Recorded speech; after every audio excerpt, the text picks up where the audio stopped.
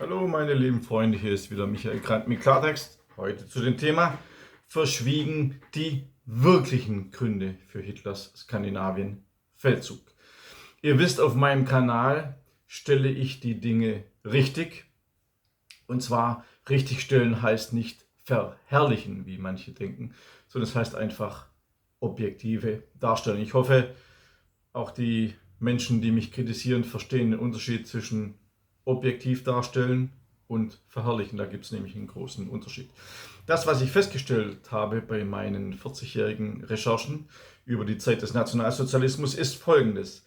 Hitlers Originalaussagen werden normalerweise nicht ganz zitiert, sondern es werden Satzfragmente genommen oder Absätze und so weiter und so fort, damit man eben das Siegergeschichtsschreibungsnarrativ damit zementieren kann. Wenn man aber andere Absätze nehmen würde oder das Gesamte, was er gesagt hat, würde die ganze Sache ganz anders aussehen. Genauso ist es mit dem Skandinavienfeldzug, also dem Überfall, wie er genannt wird, auf Dänemark und auf Norwegen. Dazu gibt es ein Memorandum an die norwegische und dänische Regierung vom 9. April 1940. Das Memorandum wird normalerweise überhaupt nicht erwähnt oder nur bestimmte Sätze daraus. Ich möchte euch, wie ihr das kennt, das Memorandum ganz vorlesen und ihr könnt euch dann selber ein Urteil bilden aus der Sicht der damaligen Zeit. Das ist wichtig, nicht aus der arroganten Sicht heute, wir wissen ja schon alles, bla bla bla, wir wissen alles, wie es passiert ist. Blablabla. Nein, aus der Sicht vom 9. April 1940, wo man noch nicht wusste, wie alles ausgeht, wie alles weitergehen wird. Also, das Memorandum an die norwegische und dänische Regierung vom 9. April 1940. Ich zitiere. Entgegen dem aufrichtigen Wunsche des deutschen Volkes und seiner Regierung, mit dem englischen und französischen Volk in Frieden und Freundschaft zu leben und trotz des Fehlens jedes vernünftigen Grundes zu einem gegenseitigen Streit, haben die Machthaber in London und Paris dem deutschen Volk den Krieg erklärt. Mit der Entfesselung dieses von ihnen seit langem vorbereiteten, gegen den Bestand des Deutschen Reiches und die Existenz des deutschen Volkes gerichteten Angriffskrieges haben England und Frankreich den Seekrieg auch gegen die neutrale Welt eröffnet. Indem sie zunächst unter völliger Missachtung der primitiven Regeln des Völkerrechts versuchten, die Hungerblockade gegen deutsche Frauen und Kinder und Kreise zu errichten, übrigens genauso wie im Ersten Weltkrieg, unterwarfen sie zugleich auch die neutralen Staaten ihren rücksichtslosen Blockademaßnahmen. Die unmittelbare Folge dieser von England und Frankreich eingeführten völkerrechtswidrigen Kampfmethoden, denen Deutschland mit seinen Abwehrmaßnahmen begegnen musste, war die schwerste Schädigung der neutralen Schifffahrt und des neutralen Handels.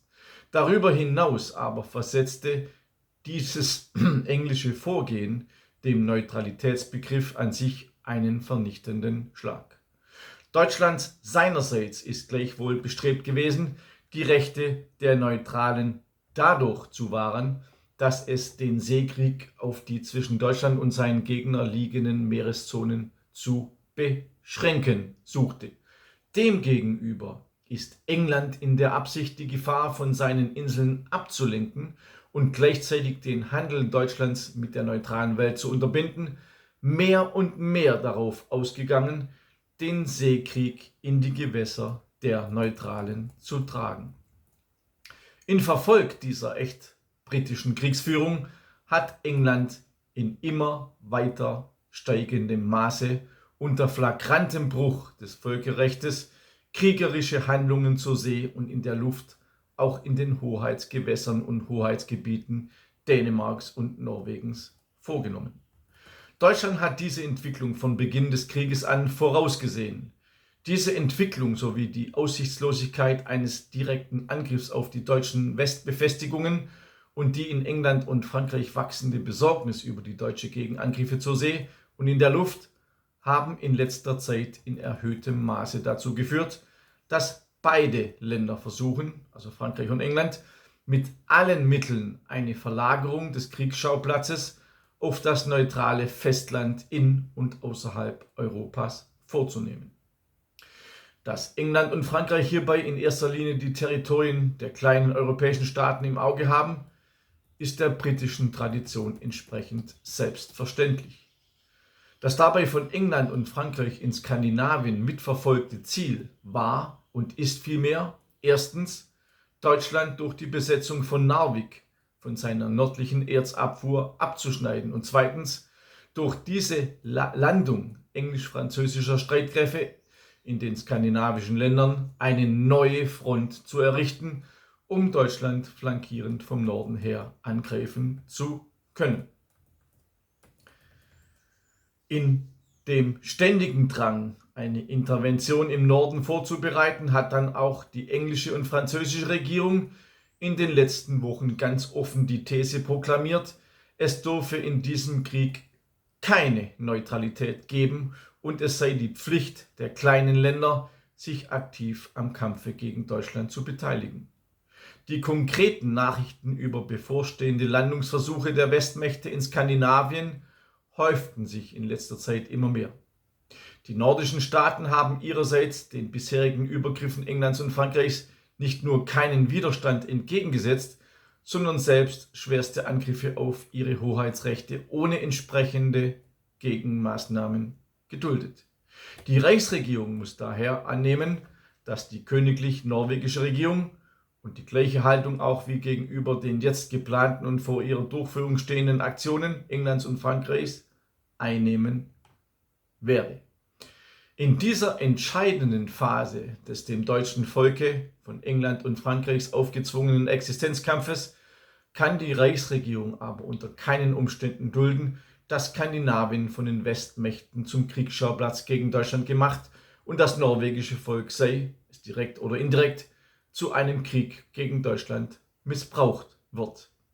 Deutschland ist nicht gewillt, eine solche Verwirklichung seiner Pläne, eine solche Verwirklichung der Pläne seiner Gegner untätig abzuwarten oder hinzunehmen. Die Reichsregierung übernimmt somit während des Krieges den Schutz des Königreichs Norwegen.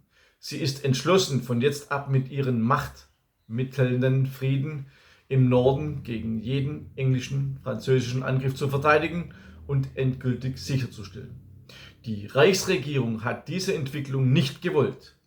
Die Verantwortung hierfür tragen allein England und Frankreich. Beide Staaten verkünden zwar heuchlerisch den Schutz der kleinen Länder, in Wahrheit aber vergewaltigen sie diese in der Hoffnung, dadurch ihren gegen Deutschland gerichteten täglichen, offenen Vernichtungswillen verwirklichen zu können. Der dänische Ministerrat beschloss, mit einem Protest angesichts der Umstände und der Lage den deutschen Schutz anzuerkennen und die im Memorandum dargelegten Bedingungen zu akzeptieren. Die norwegische Regierung und das Storting übersiedelten am 9. April zum größten Teil von Oslo nach Hamar. Vor dem Verlassen der Hauptstadt gab der norwegische Außenminister Koht eine Erklärung ab, in der es unter anderem wörtlich heißt, Zitat, der deutsche Gesandte in Oslo hat mündlich und schriftlich von der norwegischen Regierung verlangt, dass sie einem Einmarsch des deutschen Heeres keinen Widerstand entgegensetze. Der deutsche Gesandte in Oslo werde heute um 5 Uhr morgens im norwegischen Außenministerium empfangen. Er versuchte, die Mitglieder der norwegischen Regierung davon zu überzeugen, dass es im Interesse Norwegens gelegen sei, sich unter den Schutz des deutschen Heeres zu stellen. Der norwegische Ministerrat trat bald danach zu einer dringend einberufenen Sitzung zusammen. Nach längerer Beratung kam der Ministerrat zum Schluss, dass sich Norwegen als souveräner Staat dem Schutz des deutschen Heeres nicht unterstellen könne. Zitat Ende. Abschließend erklärte Außenminister Koht, dass die Mobilisation des norwegischen Heeres noch in der Nacht angeordnet worden sei. Zitat Ende auch des ganzen Memorandums.